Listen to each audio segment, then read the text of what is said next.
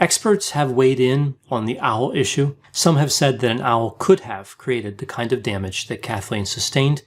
The medical examiner who testified against Peterson said that an owl could not cause this kind of damage. Evidently, in medical school, she did not miss the class that covered owl attacks.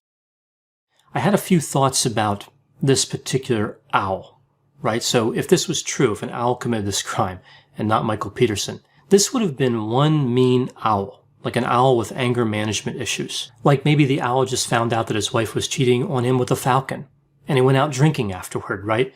Also, the owl did not leave a lot of physical evidence behind. It was like he carefully planned the attack to make sure that somebody else would take the fall. So I'm thinking here maybe a 2-time convicted felon owl. He wasn't going down for that 3rd strike. He learned in owl prison how to pull off the perfect crime. I'm not sure what happened here. Nobody ever talks about the motive for the owl. I'm not convinced the owl would have had a really good motive at all. Was the victim trying to find out how many licks it takes to get to the center of a Tootsie Pop? Like, what was she doing that enraged this owl?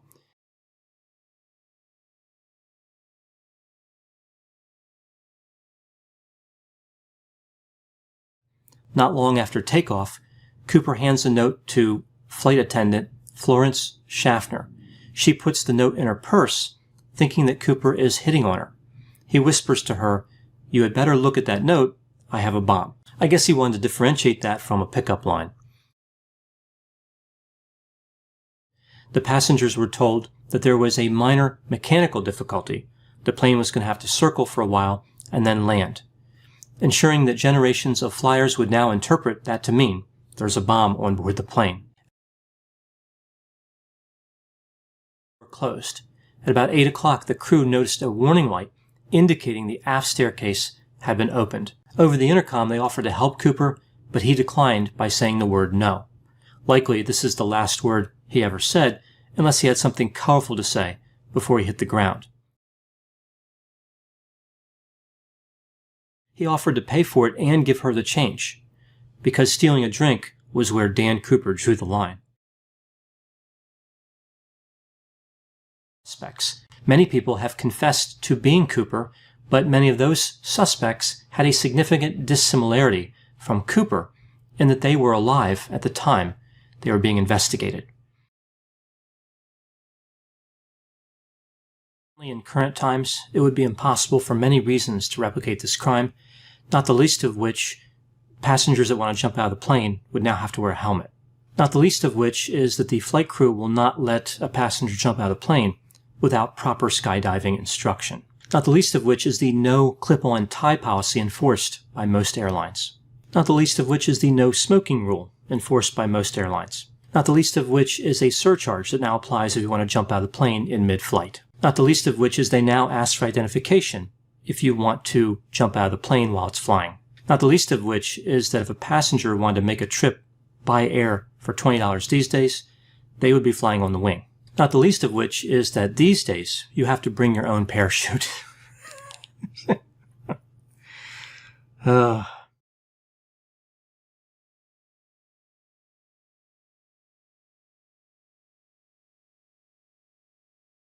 Theory. Here we see our first look at the Zodiac Killer's ability to murder grammar. And that's what he did in the letters that he wrote, right? He didn't have any respect for the rules of grammar.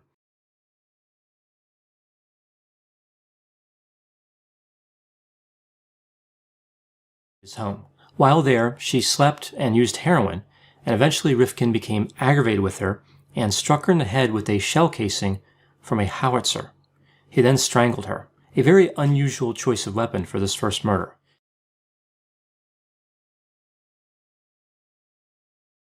He indicated that it was a prostitute who he killed, and he was headed to the airport to get rid of the body. He asked the officers if he needed a lawyer, right? So I wonder kind of what he thought their answer was going to be here. I mean, he had to know this was a serious offense. We see a while back there was a Seinfeld episode where Elaine was dating a guy named Joel Rifkin. So it was kind of funny the way the episode portrayed it. His name was called out, I think at like a baseball game or something, and it was really embarrassing. And Elaine suggested to him that he might want to consider changing his name. I think everyone who shares a name with a serial killer really does have a tough decision to make, right? It's not fair Fortunately, this isn't a widespread problem, and some of these serial killers have unusual names, but some don't. Some have fairly common names that I could picture a lot of other people having. So this would be a rare problem that not many people would have, and of course it's very minor compared to the victims of murder, but it's just something that the Seinfeld episode featured that I thought was interesting. It's interesting they mentioned specifically Joel Rifkin. Now, as far as mental health, Diana was treated by a few different mental health professionals. One said that she was a very unhappy girl, battling against an oppressive royal family. Others viewed Diana's mental health status as more worrisome. It seems quite likely that Diana had more going on than just very unhappy girl syndrome.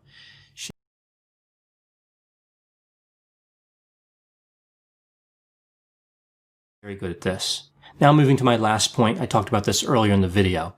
The name Madoff does seem a bit ironic, and it made me wonder if somebody would trust a valet named Bernie Carjack, or a surgeon named Bernie Shaky Hands.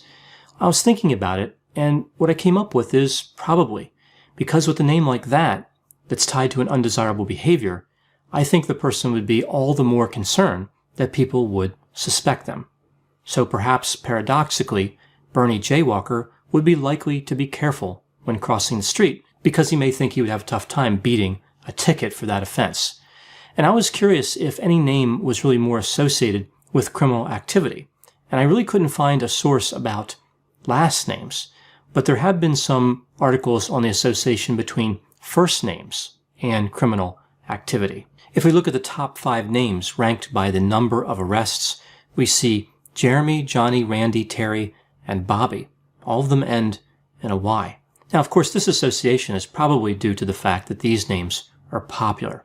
Interestingly, unpopular first names are actually more strongly associated with criminality. Research indicates that for every 10% increase in a name's popularity, there is a 4% decrease in the number of juvenile delinquents with that same name. So if you ever run into an investment advisor named Alec Ernest Ivan Money Stealer, you may want to look into their credentials before investing.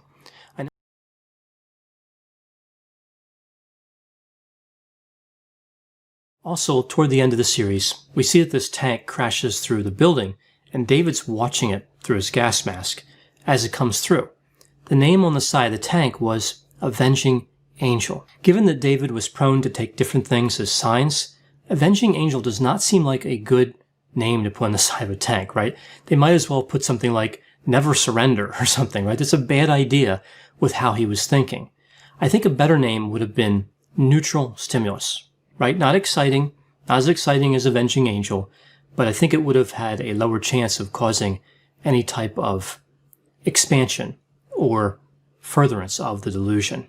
My guess is the name Neutral Stimulus was pretty low on their list of names to name vehicles, right? So it was probably down there with Peaceful Resolution and Let's All Go Home. But either way, I think it would have been a better name.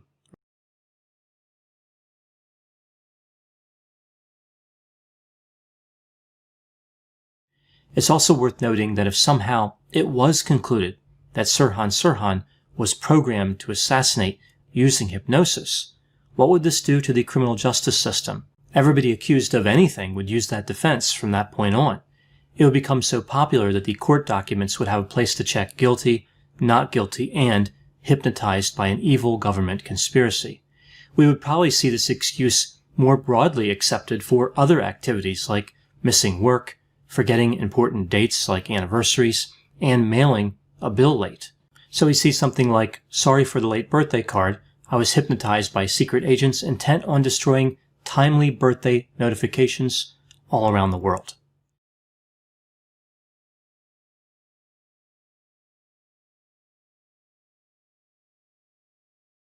Instructions. In the notebook he wrote, get killing knives. I find it interesting he specified the word killing, as if getting knives wasn't inculpatory enough. He felt compelled to add the word killing to it. It's like he believed when he was ready to commit the homicide, he would find like a butter knife in his hand and say, darn, why didn't I specify killing? It just doesn't make a lot of sense to do that. If it were a DUI case, the equivalent would have been something like get drunk driving alcohol. He also put get sledgehammer and crush bones in case he forgot what he wanted to use the sledgehammer for. He wrote douse killing rooms with bleach. Again, I'm not sure the word killing really adds any value here. He wrote flush chunks down toilet, not garbage disposal. He also wrote body gives time of death, alibi. He thought he could throw investigators off by making it seem like the murders occurred at some other time. In the notebook, we see bring blender and food grinder, grind meat. He did not actually end up using that equipment at all, but they were available to him. He included kill him with knife, clean up mess before she gets home, kill her with knife. So here, because he used the word kill, I guess he thought it wasn't important to specify what type of knife he was going to use. Also, it makes me wonder, who was he talking to in this message? This was written for him. So he needed to remind himself that he was going to get all the money? Did he have some concern he might not get all of it, and he just wanted to be reassuring to himself? It doesn't really make any sense for him to put that in there. His notebook was found in a backpack in the guest bedroom he was staying in, so perhaps an entry stating, "Take this book with you," would have been appropriate. He also should have probably added the last steps: get arrested for murder, convicted, and sentenced to prison for life. It's a key part of his story that he left out. It's appear low. The low neuroticism would be fairly common for somebody who wanted to be a surgeon. Surgeons who are emotional and hysterical typically don't do too well, so being calm and having very low vulnerability are usually assets in that line of work.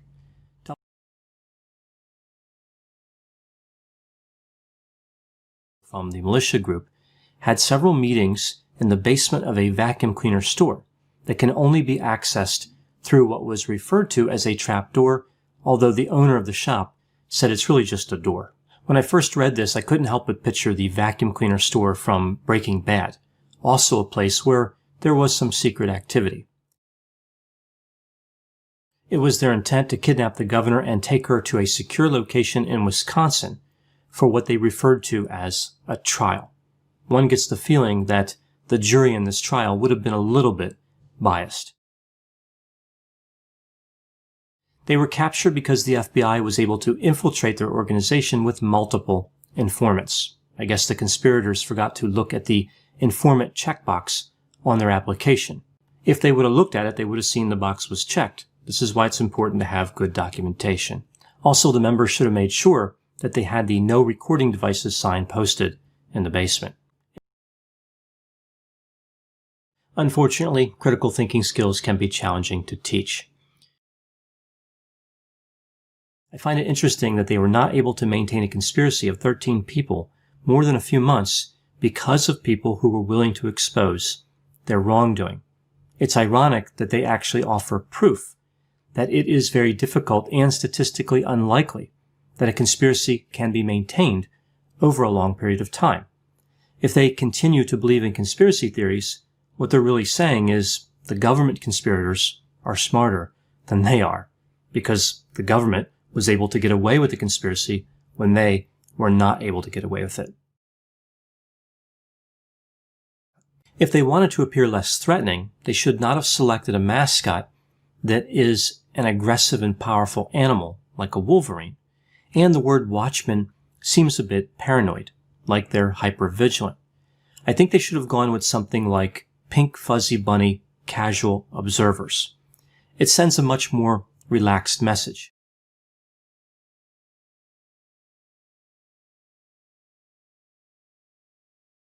In addition, the WWE indicated that steroids could not have caused the murders either, saying the crime indicated deliberation and not rage. The WWE seems awfully confident, but then again, who wouldn't trust the opinions of the WWE? It's almost synonymous with scientific literacy.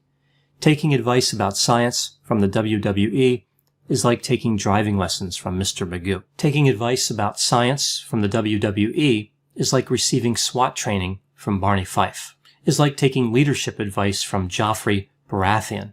Is like taking investment advice from Elizabeth Holmes. Is like taking advice on passing a college entrance exam from Felicity Huffman.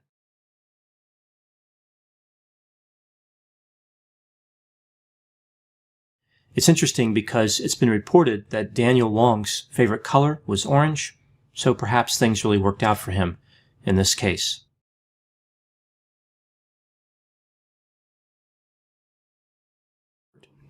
In 1953, Hubbard was given a doctorate from a diploma mill named Sequoia University. He could have obtained several doctorates, but I guess they ran out of ink. With real schools, students run out of money, energy, and time. Fake schools run out of ink or paper.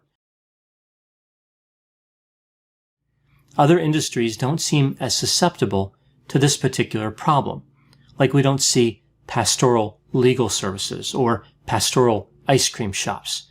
Nobody would take their car to a pastoral car repair facility. A mechanic at a place like that might say, your car won't start because it doesn't believe in itself, or it has bad memories because you didn't change the oil according to the maintenance schedule. After Hubbard's death, Scientologist leaders said that Hubbard had decided to drop his body to continue his research on another planet, as he had learned to do it without a body. Based on the quality of his so-called research, I'm surprised they didn't say he learned to conduct research without a brain.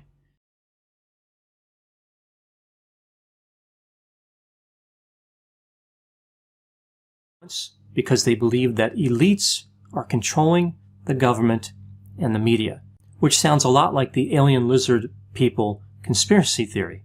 It would appear that both far-right and far-left groups are vulnerable to the exact same conspiracy theories. I've always thought that if one group is extremely far to the right and another is extremely far to the left, and they somehow keep moving in their respective directions, they all end up meeting the alien lizard people.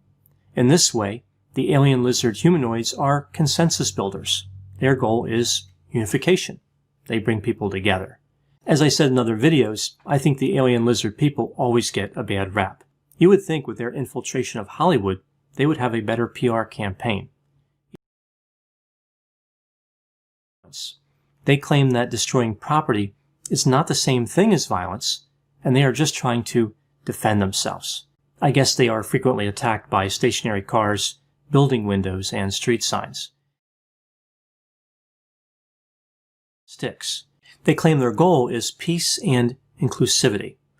And what better way to get that than carrying around sticks and chains?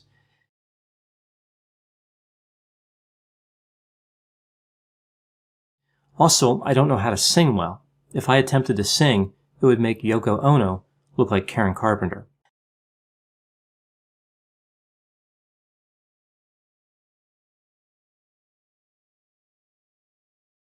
DID.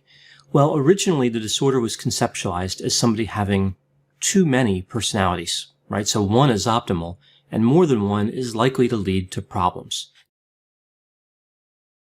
It's difficult for me to watch your videos. I'm accustomed to educational content, and Trisha Paytas does not qualify.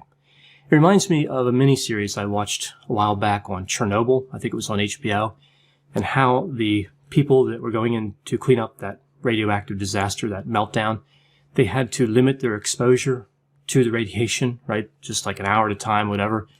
That's how I feel about Trisha Paytas videos. I go in there, I watch them, and I come out of the experience just not feeling as sharp. So I have to read some scientific literature, take a break, and build that back up. So she mentions that 2 of her alters have all but died. And I was wondering, did they die of embarrassment for making that video? Seems like a realistic explanation, but I think I was just cranky from having to watch so much of that content. So stood out. She said she'll never talk about this again. I was hoping she would kind of follow through with that. That would be a commitment that she would stick to. Point number 6, it's not appropriate or glamorous to fake any other disorder. So why is it acceptable with DID? Now, maybe there are people who fake other disorders, but you don't typically see videos like depression caught on camera, like here I am looking really sad or having insomnia or something like that.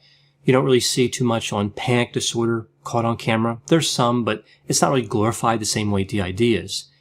We don't see too much on personality disorders. Like here I am being narcissistic, I'm being arrogant and condescending to somebody, caught on camera. We don't really see that.